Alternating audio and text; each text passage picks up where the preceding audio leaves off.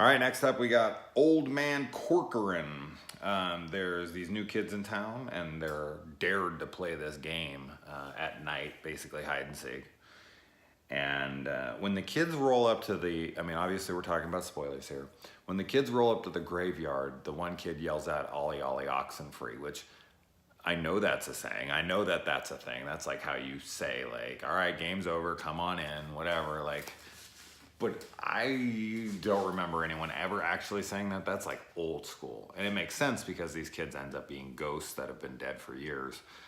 But I feel like that's like your first sign of like, huh, I don't think kids say that anymore.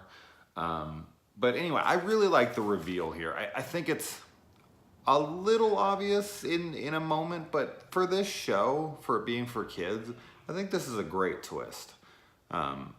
You know, they have the red herring here that Old Man Corcoran is the grave, or is the ghost, and you know the kids are trying to tell him about it, and then the kids end up being the ghost, and Old Man Corcoran is the only actual living person that they see and encounter, but the whole time they're trying to get away from him. It's just a good spin on things. Kind of reminds me of like, you know, The Others with Nicole Kidman or something, where you think one thing's the ghost and it's actually exactly the opposite. So it's a really good one.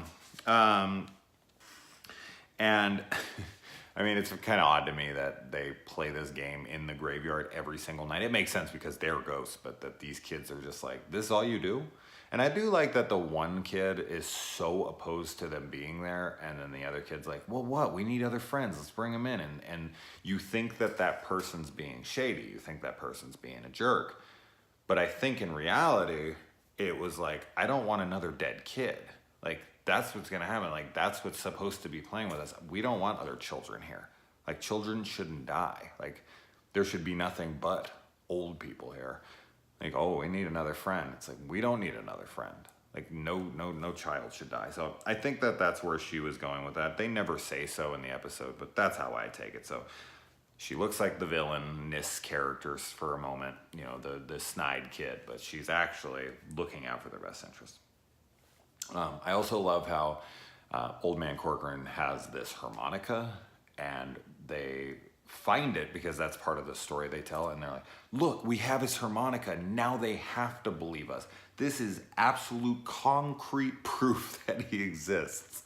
It's like, you found a harmonica, so what? That's not gonna prove literally anything. Like, no kid would be like, oh, you found it? Oh my God, that's it, 100%. There's definitely ghosts, and you 100% for sure found it. That was really, really silly, but that's all right.